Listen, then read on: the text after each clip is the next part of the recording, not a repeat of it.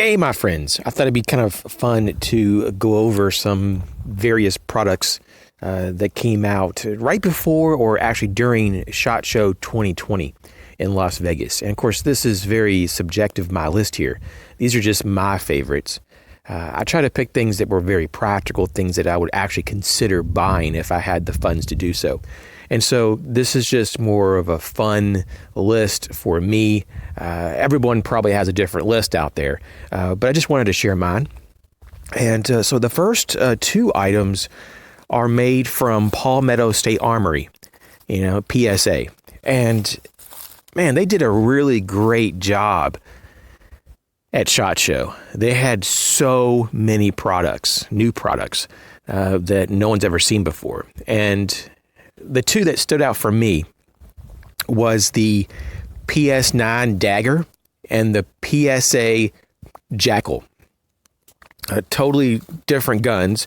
The PS9 Dagger is like kind of like a more customized version, or it's a modified version, I should say, of like a third gen Glock 19. But the amazing thing about this is that it's going to start out the base model at $299, lifetime warranty, and has like a nitride finish. And I mean, it's just the whole thing. The whole package is wonderful. So if you want to save about $200 to $250 over a Glock 19, you might want to look at the PSA PS9 Dagger. The next is the Jackal that I spoke of, and I do believe you can get this in not only just 223, but 300 blackout. And it's like a monolithic upper that has like a system built in that the recoil system, and normally you would have like the recoil spring in the stock of an AR-15. Well, it's now in the upper, and it's really, really cool. I think they're calling this like a bufferless monolithic upper, if my memory serves me right. And of course, there is no price out right now. It's still too early, and we're not even sure when they're going to come out in 2020. But they're supposed to come out in 2020, and they are awesome. So basically, what you would do is get just any AR-15 lower, and I do believe that you would probably want to go ahead and get a pistol lower because the barrel is so short on these. I don't know if they're going to have these also in like rifle length barrels, but basically you just get a lower, just a standard lower, and wow, you can just put this on there, and it's just a nice package. The next product is the Nightcore EK4. This for me personally was just like, whoa, that is so cool. And it's just like a very compact, everyday carry, just light, just a personal carry light. And, I found this to be so innovative, not just because of the interface, but just because of the massive light output that is available on this. And it's also using a larger battery than an 18650. And so it's just really cool how they have so much packed in such a small package. And so these are not super inexpensive, but they're not really expensive either. So I believe that they were like $80, $90 is kind of where they're starting out. And so it's kind of neat, though. It's a little bit beyond my price range, but it's pretty cool. The next is the 511 Rapid 1AA headlamp. And this is really cool. I typically don't really pay much attention, or at least 511 doesn't get my attention much.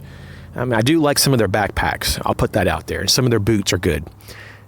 But, otherwise, I'm not really like a big 511 fan. Some of their cutlery or their knives, I'm not really into those. And their flashlights in the past, not so great, in my opinion.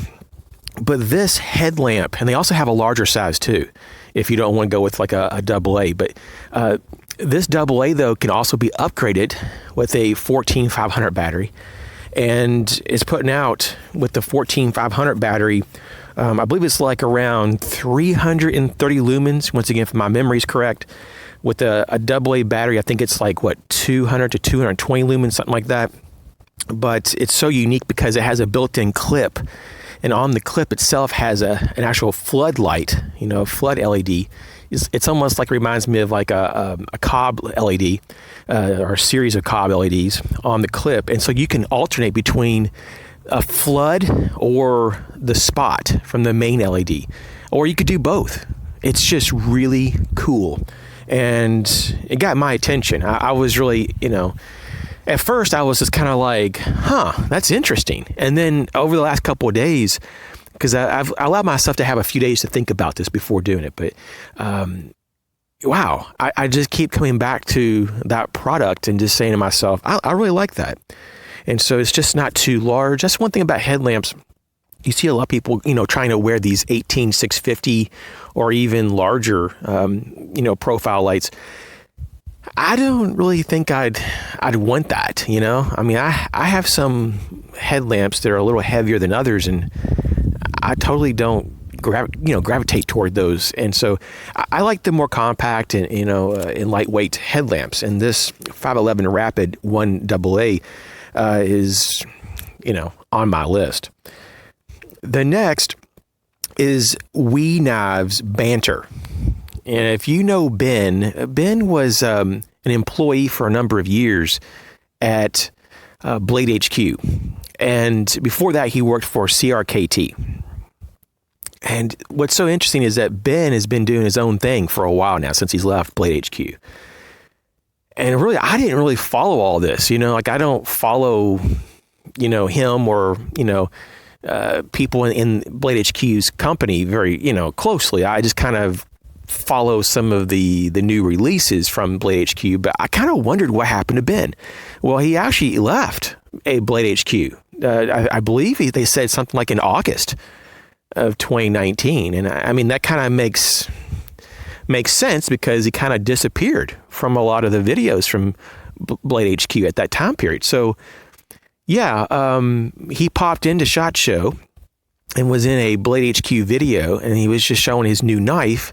He collaborated with We Knives, and he has this knife called the Banter, and it's really nice. It's actually, fairly high end, and it's not going to be that expensive. Right now, I think the list price is $110, but you get in premium products. If you want details, you just look up We Knives Banter, and you can find it pretty easily. But yeah, I was really impressed with the design. It's a very simple utilitarian design, but it's really like an EDC knife that's relatively light, but with premium materials. But the design is awesome. So I really like that a lot. The next is the CRKT Overland. I'm not 100% sold on this, but I do like it a lot. It's making the list. It's pretty cool. So like as a food prep knife, and just for a general utility use knife, around the campsite, or if you're overlanding, that's the name. It's a really cool multi-use knife. And I like how the actual, the blade sits down. It's offset lower than where your grip is on the handle. And so it just makes it that much easier to, do food prep. And the last one I want to point out, and this was introduced a few days before SHOT Show, just like the CRKT Overland, but the other ones were all things that actually came out during SHOT Show, to my knowledge at least. But this last one, even though it premiered a few days before SHOT Show, this particular version of it actually only premiered, once again, to my knowledge, during SHOT Show. And I think it's really awesome. And that is the Spyderco Tenacious Lightweight, but it's blacked out. And it's cool. And it looks like it possibly will be available not just in the fine edge, but in a combo edge, and maybe even like in a full serration, the entire edge fully serrated. And it's just cool looking, it really is cool looking. But, I kind of laugh a little bit to myself when they say tenacious lightweight, because it's not that much lighter than the G10 version, the original version. But I mean, less weight is good. So I still think it's a little bit of a bulky knife, but it's more of a full size knife. So I mean, it just is what it is, right? But this is just kind of me thinking. It'd be cool if they could get that weight down maybe another like half an ounce or so. And instead of the HCR13 MOV blade steel, pop that up to something a little bit more, interesting. Even if it was just like S30V or something, that would be cool. And of course, the price would have to go up. But even if they doubled the price, I think that you could get a lot of response because it's a really well-received design. And the platform has been, tested. And a lot of people own them. And I think they could build off of that platform through upgrades and, just trying even more different types of materials than just FRN scales in this lightweight variation. So, hey, thanks for coming around and checking this video out. Once again, this is just my list, but I would love to hear about your list. What did you see so far at SHOT Show 2020 that really caught your eye? That caught your eye and that kind of made you pause for a moment, and you may even, wrote down the name of the product because, you're like, that's really cool. I know I did that a whole bunch of times, and my list was actually quite a bit longer, but these are my top of my list.